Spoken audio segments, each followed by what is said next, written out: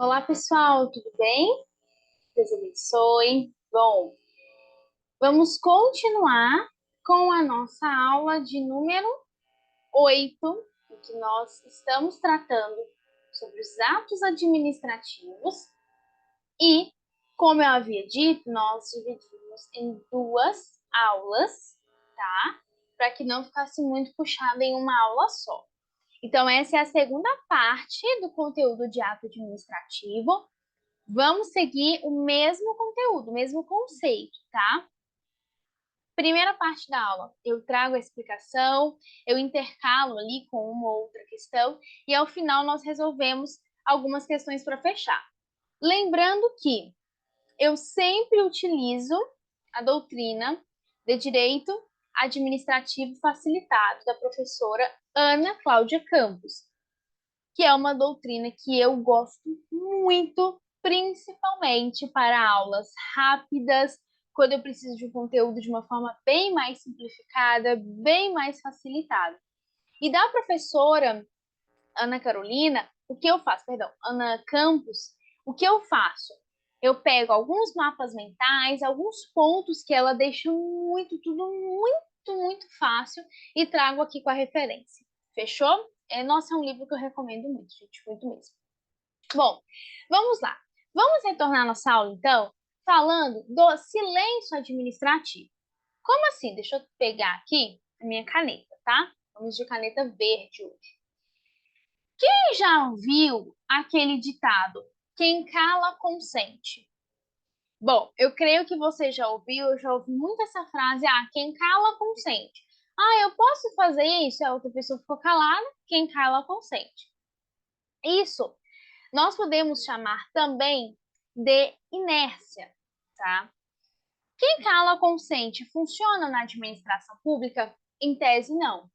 Na administração pública, o quem cala, consente, em tese, não funciona. A inércia administrativa, de uma forma geral, ela não produz nenhum ato administrativo, tá? Como eu falei, em tese. Por quê? O que eu quero trazer para vocês, deixa eu ver se eu coloquei esse exemplo aqui. Não, não coloquei. Então, vou mesmo falar aqui. Vamos imaginar um exemplo simples, tá?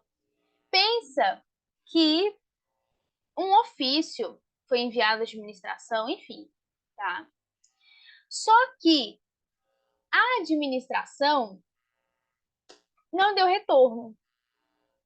Não deu retorno, não satisfez a obrigação que deveria.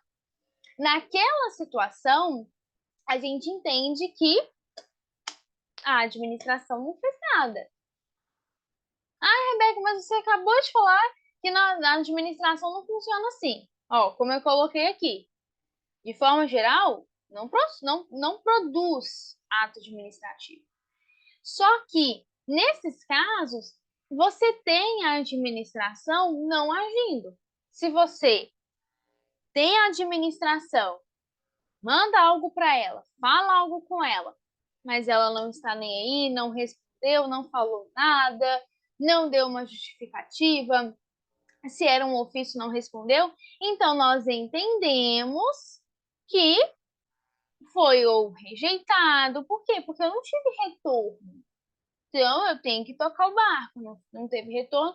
Então, nesse caso, é um pouquinho diferente, porque você teve um silêncio administrativo, tá? Como eu trouxe aqui para vocês, ó, o mesmo mapinha mental da professora, prática de um ato do silêncio administrativo. Essa aqui é a regra. Agora, deixa eu trocar minha caneta aqui. Você também pode ter a prática de um ato do silêncio administrativo. Como eu falei, caso o efeito do silêncio também esteja previsto em lei. É um caso também, tá? Bom, pode aprovar ou pode rejeitar o pedido particular. Mas a regra é que o silêncio, aqui ó, essa é a regra. O silêncio administrativo não significa a prática de um ato. Mas, se o silêncio administrativo ele está definido em lei, ok. Ou, por exemplo, como eu falei para vocês agora. Ah, não respondeu. Não teve ali como que eu posso dizer? Um retorno. Nós vamos entender, então, que a administração pode ter rejeitado aquele determinado pedido, pelo fato de não ter dado uma justificativa, tá? Então, não respondeu, não satisfez a obrigação, não fez uma devolutiva, então a gente entende que a administração foi inerte, tá? Bom, requisitos e elementos do ato administrativo. Bom, imagine o dono do restaurante Comida Boa, que no dia 21 de março de 2018, ele foi surpreendido com a visita de um fiscal da vigilância sanitária. Deixa eu só fechar aqui. Só um minutinho, porque eu não gosto que interfira nenhum ruído. O agente público, após constatar inúmeras irregularidades, entre elas a venda de alimentos estragados e fora do prazo de validade, decidiu interditar o estabelecimento, em virtude de risco. Ok, vamos parar aqui. Primeiro ponto: visita de um fiscal da vigilância sanitária. O que eu tenho aqui? Poder de polícia. Você tem uma fiscalização. Nessa fiscalização, algumas irregularidades foram constatadas. Então, venda de alimentos estragados, fora do prazo de validade, enfim. Dentro disso tudo, decidiu-se interditar o estabelecimento, em virtude do risco iminente que estava causando à saúde de frequentadores do local. Isso por quê? Porque a administração ela sempre vai proporcionar o bem coletivo, o bem público. Após o ocorrido, tivemos a abertura de um processo administrativo, que explicou todo o ocorrido e atribuiu-se prazo para que o proprietário do restaurante apresentasse a sua defesa. Tá? Então, obviamente. Ah, mas estava todo irregular, comida estragada, mas ele tem o direito de apresentar a sua defesa. Primeiro ponto. O que eu preciso fazer para procurar? Como que eu procuro o ato que foi praticado? Também foi retirado da doutrina da professora Ana Campos. Qual é a primeira coisa que se deve fazer quando você está falando de ato administrativo? Qual ato administrativo foi praticado? Primeiro ponto. A palavra ato nos dá a entender ação. Ato, agir, ação, atuação. Você tem, então, esse entendimento de uma situação acontecendo. Então, um ato é uma manifestação de vontade. Se é uma manifestação de vontade, alguma coisa vai ser praticada. Ok. Nesse caso também, você pode ter uma omissão, tá? Porque o ato, às vezes, nem sempre vai ser uma ação, pode ser uma omissão administrativa. Para que eu venha identificar qual foi o ato produzido naquela situação específica, você vai no verbo. Qual foi o verbo do enunciado? Interditar. Ah, então o ato administrativo nessa situação foi um ato de interditar um local. Ponto. Primeira pergunta que precisa ser feita. João, ele é fiscal da vigilância sanitária. Ele poderia ter interditado o estabelecimento, ou seja, ele tem competência para poder atuar de determinada maneira? Ele pode fazer isso? Ele tem autonomia? Ele tem, como que eu posso dizer, não vou falar uma liberação, mas propriamente dito, ele tem uma competência? Ou seja, ele faz isso dotado de competência? Sim, nesse caso, sim. Por quê? Porque ele é um fiscal na vigilância. Ok. Outra pergunta quando nós estamos analisando um ato administrativo. Com qual intenção ele buscou essa interdição? O que ele buscou com a interdição desse restaurante? A satisfação do interesse público, a garantia dessa satisfação. preservando a saúde dos frequentadores. Então, essas são as finalidades. Ou seja, se um ato administrativo ele foi praticado com algum interesse, com alguma finalidade, tá? Bora lá. Outro ponto importante, o ato ele foi exteriorizado, ele foi formalizado? Sim, porque o ato foi feito por escrito e seguiu um processo administrativo, tanto que ele teve o prazo para apresentar sua defesa. Então, você teve uma forma. Outro ponto, qual a causa da interdição daquele restaurante? Ou seja, o que causou a provocação para aquele agente, para que o ato administrativo fosse realizado? O que causou a interdição? A venda de alimento estragado e impróprio para consumo. Esse foi o motivo que gerou a interdição. Outro ponto. Quais as consequências da interdição? Ou seja, qual as consequências desse determinado ato administrativo? A restrição do funcionamento, a suspensão da atividade, ok?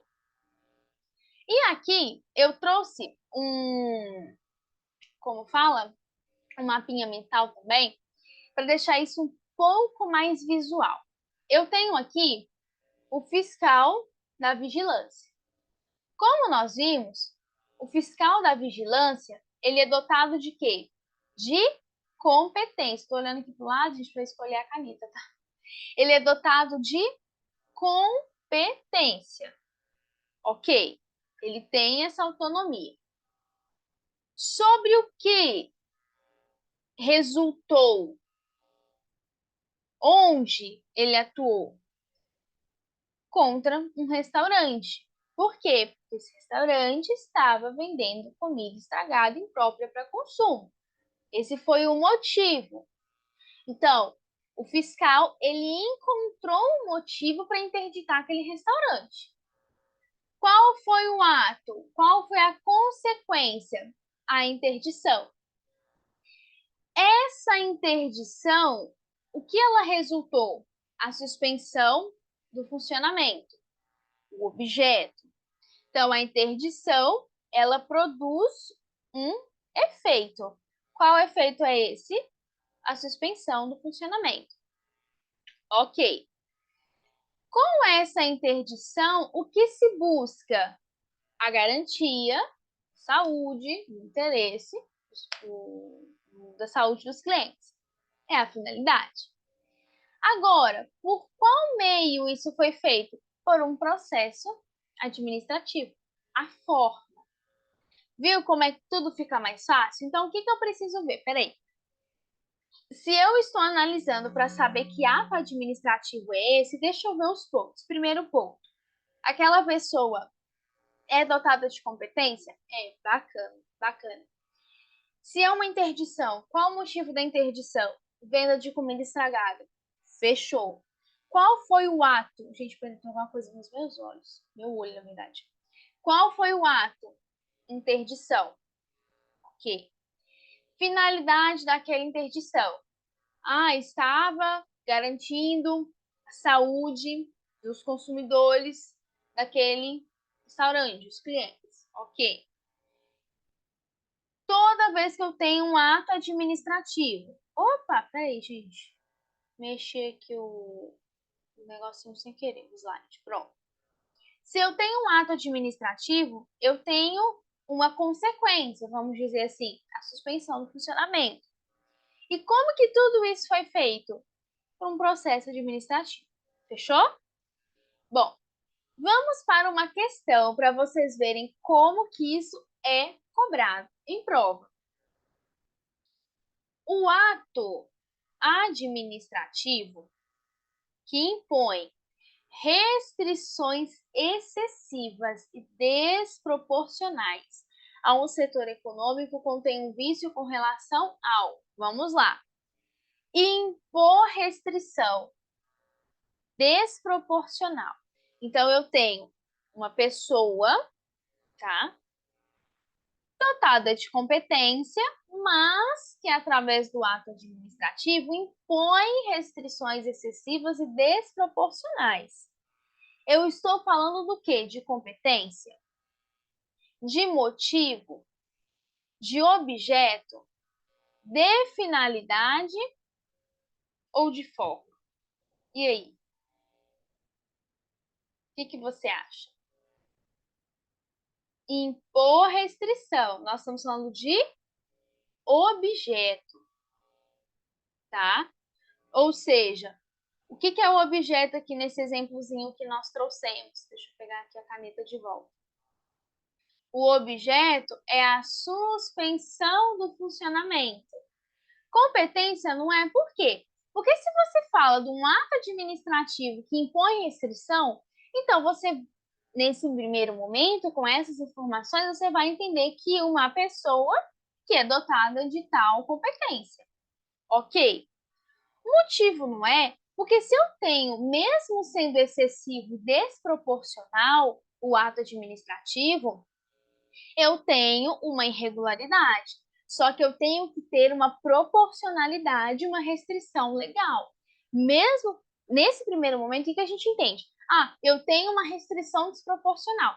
Ok, sobre o quê? Sobre o restaurante, mas de uma forma ou outra, o restaurante, então, alguma coisa de errado ele está cometendo. Então, não é um motivo, tá? Bom, a finalidade também não é. Por quê? Porque mesmo buscando restrições excessivas, desproporcionais, alguma coisa você está buscando sobre aquele restaurante, tá? Não vamos levar aqui para o lado pessoal, tá? E forma também não, porque nós sabemos aqui a questão do processo administrativo. Nesse caso, nós estamos falando do objeto. Por quê? Porque é o objeto que vai causar, como eu falei aqui, a consequência, vamos dizer assim. Eu tenho um ato de interdição. O que esse ato de interdição ele vai fazer? Ele vai suspender. É um outro ato, vai multar. Então, é uma consequência daquele ato, tá? Bom, vamos tratar um pouquinho do excesso de poder. O administrador, gente, ele pratica o ato sem nem possuir competência. Ou seja, ele pode extrapolar os limites da sua atribuição. O ato praticado com excesso de poder, ele é inválido. Por quê? Porque o administrador, ele vai praticar o ato dentro dos seus limites, de suas atribuições. Então, ele foi atribuído para aquilo, é aquilo que ele vai fazer. Agora, nós começamos a tratar dos atributos. Faltando um A. Pronto. E no caso, né, características do ato administrativo. Gente, isso aqui simplesmente despenca em prova. Isso aqui nós chamamos de PAT. A professora Ana Campos, ela até colocou, eu trouxe aqui, PAT. P, de presunção de legitimidade, autoexecutoriedade, tipicidade e imperatividade. Isso, gente, cai muito em prova. E eles cobram assim, por exemplo, isso aqui que a administração, um exemplo, tá? Dessa forma que a administração age, nós podemos conceituar como tipicidade, autoexecutoriedade, imperatividade, enfim, tá?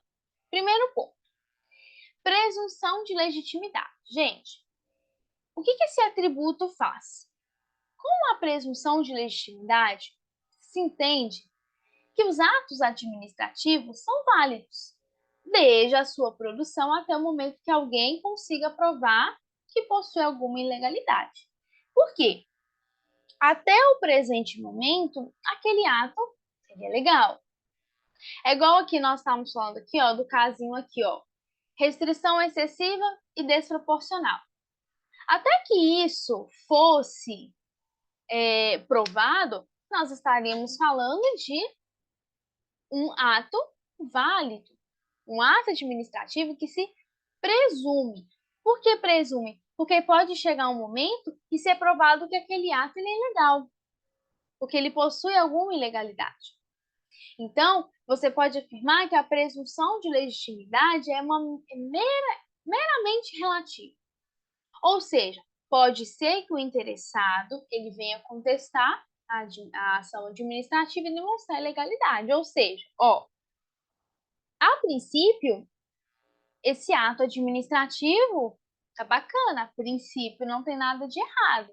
A princípio, não tem nada que venha, eventualmente, como que eu posso dizer, tratar aquele ato de uma forma errada. A princípio, você tem um ato válido. Só que, se for provado que aquele ato ele surgiu, foi demonstrado de uma ilegalidade, de uma conduta, por exemplo, a conduta do agente, aí sim, por isso que é meramente relativo. A fé pública presume ser feita de acordo com a lei e procedimentos legais, e os fatos narrados presumem-se verdadeiros até prova em contrário. Bom, já a autoexecutoriedade, isso leva a entender que a execução dos atos administrativos, eles independem de autorização judicial, de prévia autorização judicial, e pode, inclusive, fazer uso da força, desde que esta seja necessária e vai respeitar sempre os princípios da proporcionalidade e a razoabilidade. E aqui a professora, ela trouxe na doutrina uma questão que foi cobrada pela SESC em 2017.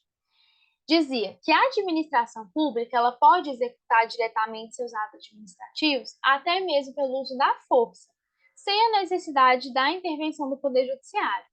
Essa prerrogativa corresponde ao atributo da presunção de legitimidade? Não, porque esse atributo é competência da autoexecutoriedade. A presunção de legitimidade foi aqui que nós lemos agora. Até que se prove o contrário, todos os atos da administração são válidos, são legítimos.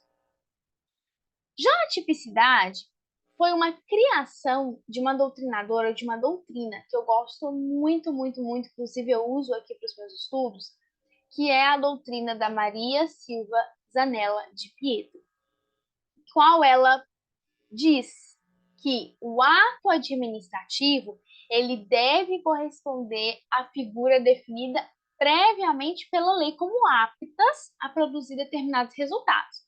Para cada finalidade de administração, pretende alcançar, existe um ato definido em lei. Ou seja, todo ato administrativo, eles vão estar previamente definidos pela lei e aptas a começar a produzir determinados resultados. Ok? Já a imperatividade faz com que a administração ela possa impor obrigação aos particulares, independentemente da concordância destes, poder extroverso. Então, esse paradigma trata da decorrência do princípio da supremacia do interesse público, ou seja, o interesse público sob o interesse particular, permitindo o Estado atuar impondo deveres e obrigações aos administrados sem a necessidade de anuência. Ou seja, o Estado ele vai agir, vai impor obrigações aos particulares, independentemente da manifestação de vontade destes, tá? E aqui a professora coloca uma revisãozinha, um resuminho rápido do que seria cada um desses. Então, a presunção de legitimidade é uma presunção de validade dos atos até que se prove o contrário. Então, todos os atos serão válidos até que se diga o contrário. Recai todos os atos, então, todos esses atos, presumidamente, são verídicos, e essa presunção de validade ela é relativa. Já na autoexecutoriedade, você tem uma possibilidade do administrador praticar ato independente de prévia autorização. Nesse caso, você tem uma autorização da lei ou uma situação de urgência, porque você não vai ter também a administração como uma visão, vamos dizer assim, errada, equivocada, autoritária, no sentido ali de infringir normas, leis, nada disso, tá? E o ato ele pode sofrer controle judicial posterior. Por isso que você tem a palavra possibilidade. Não quer dizer que a administração pública vai agir 100% longe do controle judicial. Não é isso. Pode ser que esse ato, posteriormente, ele venha sofrer um controle judicial. Na tipicidade, é o dever de praticar o ato de acordo com a lei, recai a todos os atos, e veda a prática de atos inominados. Na imperatividade, pode impor uma obrigação a particular, independente de concordância, recai aos atos que impõem obrigações, então, impor obrigações, e não existe os atos enunciativos e negociais. Ok? Bom, vamos praticar aqui uma, duas, três questões. Em relação aos... Olha como é que foi simples essa cobrança. Aos atributos dos atos administrativos, foi tudo isso que nós vemos agora. Assinale a opção correta. Letra A. Legalidade é o atributo que possibilita a utilização de meios coercitivos indiretos para se exigir a execução de um ato administrativo. Primeiro, legalidade é princípio, não é atributo. B. Todos os atos administrativos são dotados de autoexecutoriedade, uma vez que é prerrogativa do poder público impor o ato administrativo, independentemente da anuência de qualquer outro poder. Letra C. Em razão do princípio da legalidade, tá vendo, ó, como que você já mataria a letra A? Porque a letra A, legalidade não é atributo, legalidade é princípio. Os atos administrativos possuem presunção de legitimidade, isso é, que foram editados de acordo com as normas do ordenamento jurídico. Letra D. A tipicidade desobriga o administrador de editar os atos administrativos entre os tipos legalmente previstos no ordenamento. Desobriga, a tipicidade desobriga? O que nós vemos? Que a tipicidade, de acordo com a professora Maria de Pietro, ela vai colocar os atos de acordo com a lei. E letra E. Por dependerem de anuência, os atos administrativos não se impõem a terceiros? Não impõe, gente? Estranho isso aqui, né? O ato administrativo ele vai se impor a quem? Nesse caso aqui, letra B ou letra C? E aí? Letra C de certo, tá? Então, você vai ter como princípio basilar da legalidade, porque eu estou falando de atos que se pressupõem ser verídicos. Maria Silva Zanella de Pietro, nós já falamos dela, define o ato administrativo como a expressão da vontade do Estado. Ou seja, o ato administrativo é o Estado expressando a sua vontade ou dos seus representantes, capaz de produzir efeitos jurídicos imediatos, submetido à lei, ao direito público, que é o ramo do direito administrativo, e ao controle do poder público. Assinale entre as alternativas aquela que apresenta uma característica, então aqui ele quer característica do ato administrativo. Qual é a característica do ato administrativo? Legalidade, coercibilidade, conteúdo, imperatividade ou forma? Qual seria a característica? Imperatividade, tá? Ok? Legalidade, princípio, ok? É um dos atributos do ato administrativo. Então, aqui nós temos atributos. Tipicidade, finalidade, termo, objeto ou condição. O que a professora Maria de Pietro disse? Tipicidade. É o fato do ato, né? O ato administrativo estando os conformes da lei. Fechou? Bom, pessoal, aula de número 9, nós vamos conversar um pouquinho sobre os conhecimentos básicos sobre a administração pública. Nós vamos conversar acerca dos órgãos da administração direta e indireta. Aí nós vamos passar um pouquinho por... Nós já falamos, né? Da desconcentração. Deixa eu ver uma coisa aqui, pessoal. Deixa eu ver aqui. Lá em cima, na nossa primeira aula. Deixa eu ver aqui. Se eu não já... Ah, não, tá certo. É que eu falei, gente, será que eu já... Não tinha feito essa aula aqui com vocês. Eu não sei se eu cheguei a falar com você, gente, de desconcentração, descentralização administrativa. Acho que eu cheguei a falar, né? Cheguei. Teve uma aula própria que eu fiz disso, ok. Então, nós vamos começar um pouquinho do que seria essa administração direta, os órgãos que os compõem. Está lá no tópico 5 do seu edital, tá bom? Fiquem com Deus, que Deus abençoe. Espero que vocês tenham gostado da aula, foi feito com muito carinho e com muita dedicação para você. Fiquem com Deus, que Deus abençoe a todos e até o nosso próximo encontro, nossa próxima aula. Até mais, tchau, tchau.